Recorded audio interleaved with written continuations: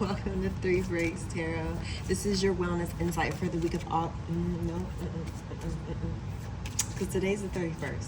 So this is your weekly insight for September 1st.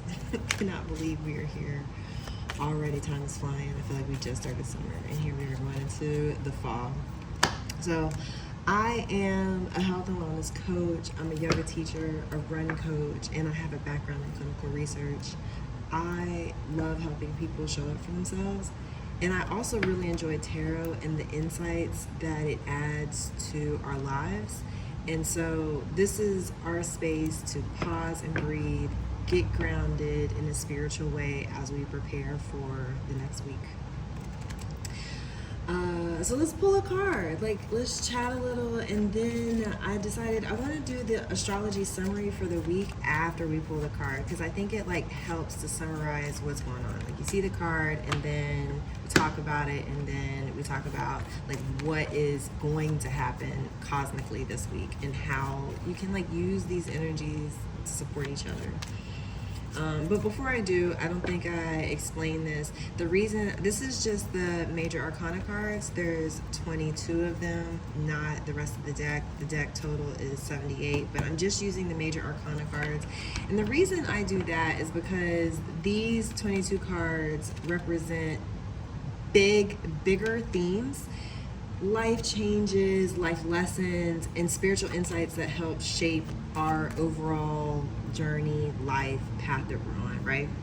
So think of them like checkpoints on the path of growth, and I really appreciate them also because they work perfectly with a weekly check-in like this that helps us tune into what the bigger picture is. So all that being said, I've talked enough. Let's pull a card. And let's sit with this card for just a hot second and get into the energy. And I invite you to take a couple of deep breaths. I always encourage you to take deep breaths. They're so good for you. Sometimes you don't even realize that you haven't taken it. I could go on and on, but take a couple deep breaths and let's pull this card and get going.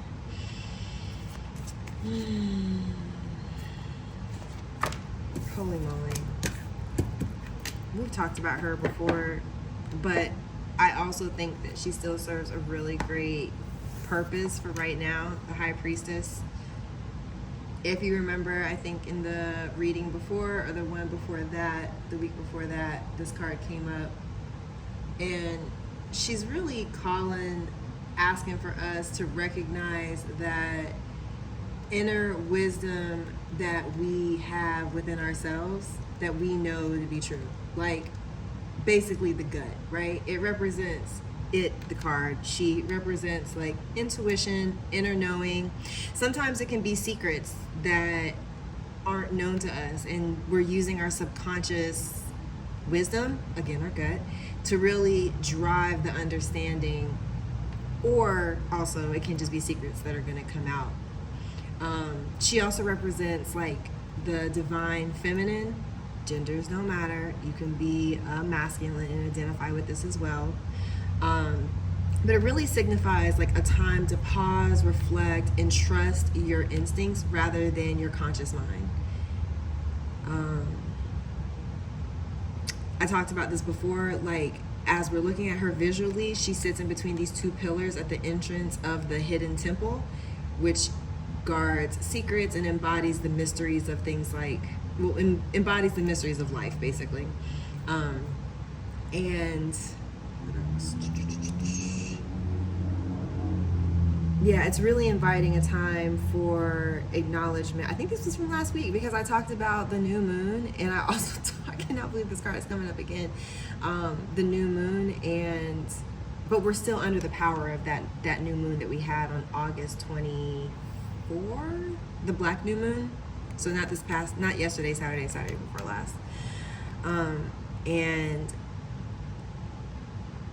but I feel that in my gut. Like, I feel like this is a time to continue moving along your path, but looking around and really taking the inventory of what you are seeing and understanding. Like, they both matter. Like, the 3D matters, like what you're actually seeing, but also like recognizing what you're feeling from what you're seeing. Like, that helps to drive your decision making, trusting yourself, your awareness of yourself, and then the discernment that you use to make decisions to go from there, right?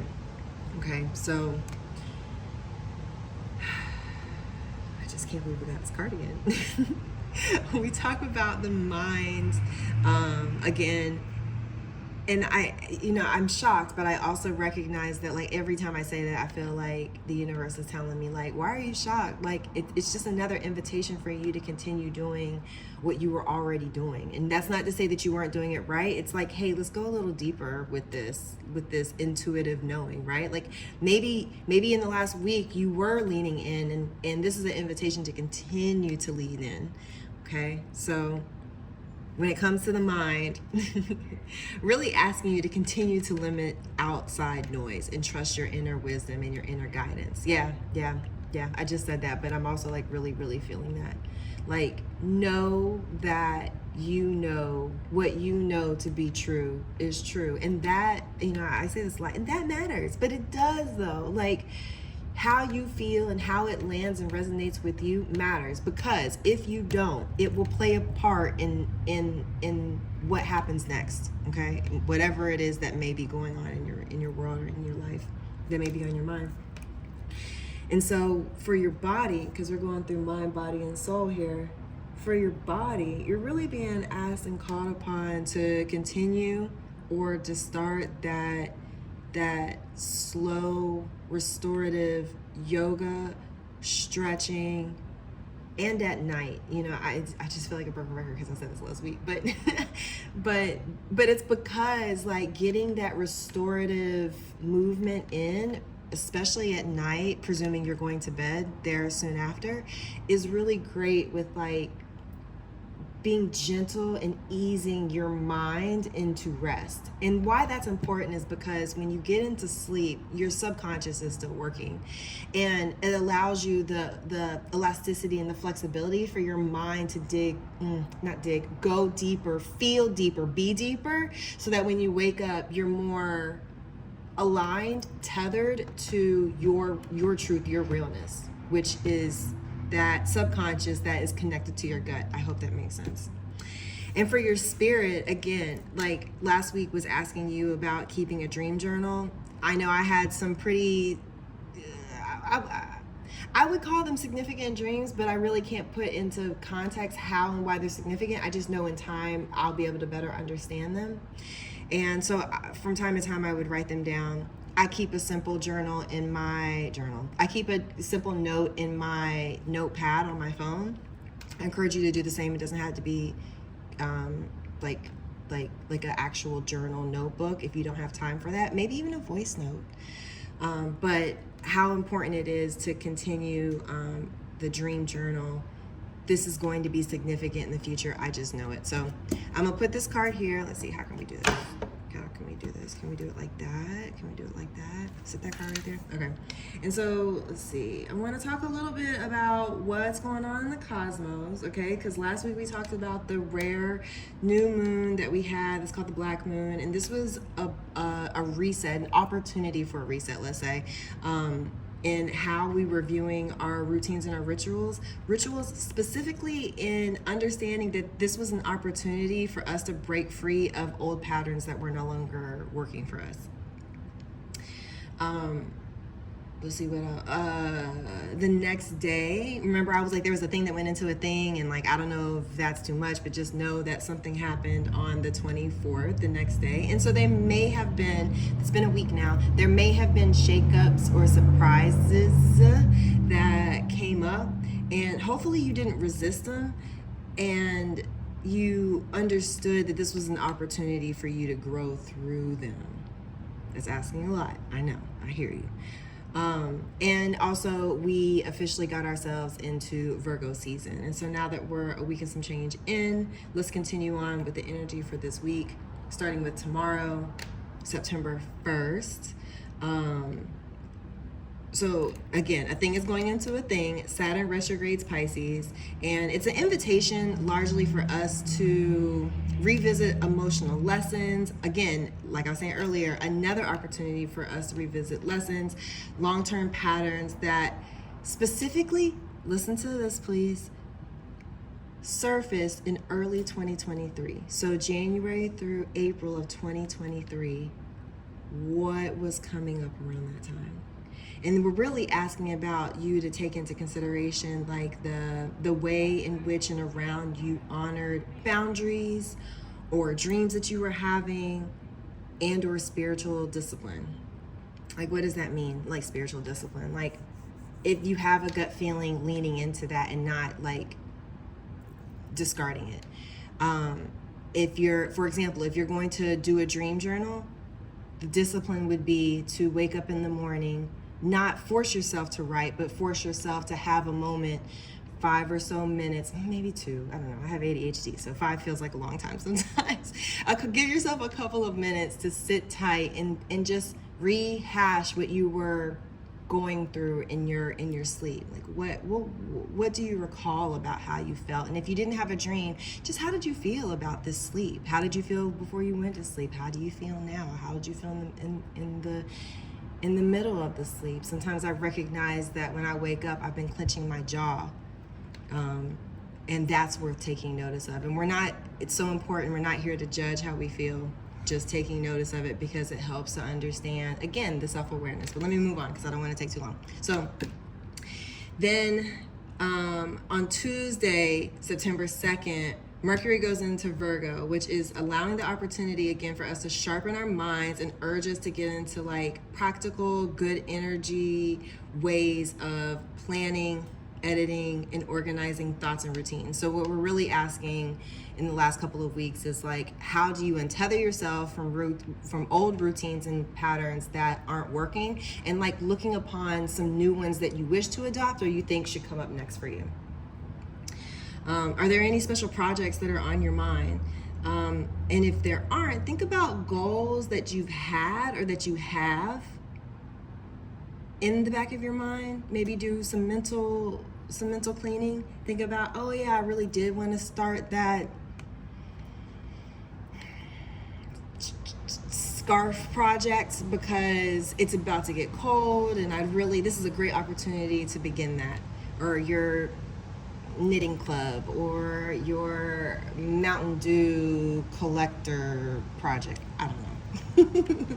But what's one good baby step that you can do to start heading in that direction, right? Like let's just think about it.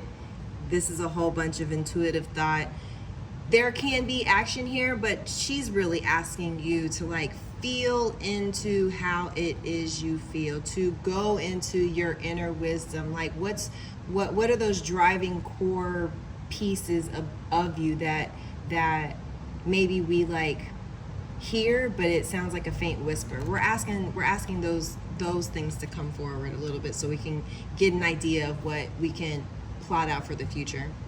Okay, but then this is important. On Friday, Uranus, yeah, goes retrograde into Gemini, and suddenly, like all this that I said, like get an idea of like where you want to go next. Suddenly, we're asked to pause because retrograde, that's what it is, right? Like we got to sit there, we got to pause, we need to reflect, we need to go more into deep listening and understanding like what the internal is feeling. And how weird is that, right? Like we just talked about like get motivated to make these new plans and but all of this is really sounding like we're just pre-paving the road for what's about to come next.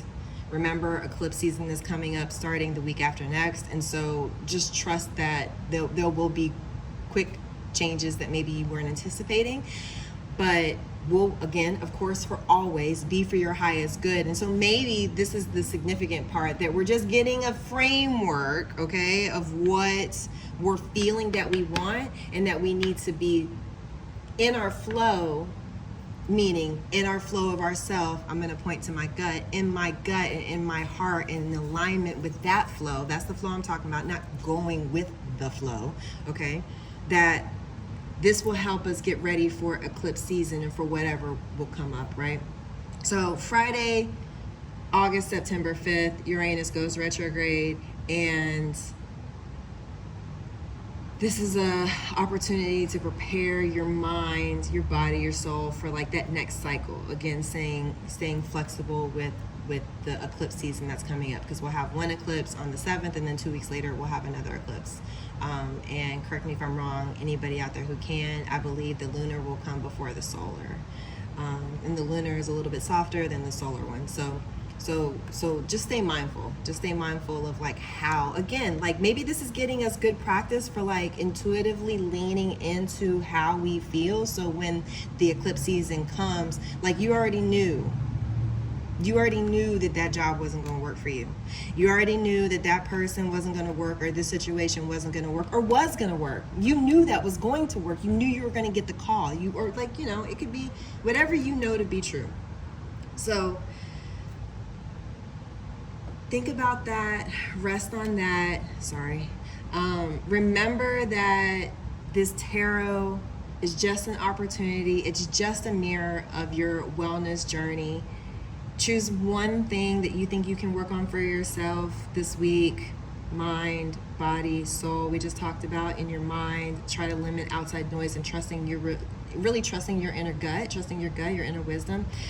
Body, restorative practices before bed, stretching, maybe some breathing if you're not really down with moving your body all too much, or maybe just a simple practice of like dimming the lights, making things a little quiet for yourself. Just something that soothes your body before bed. And lastly, this dream journal, keeping it and being as consistent as you can for the next week. This will give you an opportunity to reflect back later, right? See what else. I hope this message resonates with you. I'm feeling really compelled to recognize this as a true opportunity to continue to take in the things around us and make decisions as we're coming up on these eclipses.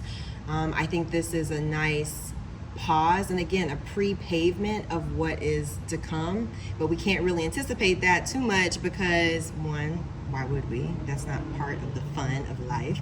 And two, these eclipses are huge shakeups, usually major shakeups, and we just need to stay ready and open to what the possibilities may be. So if this resonates with you, please leave a comment. If it doesn't, welcome to hear your feedback, where you're headed and what you're going with, and what direction feels right for you, and how you plan on nurturing yourself this week through your wellness. I'm really curious about that. So be well and take care, and I will talk to y'all soon.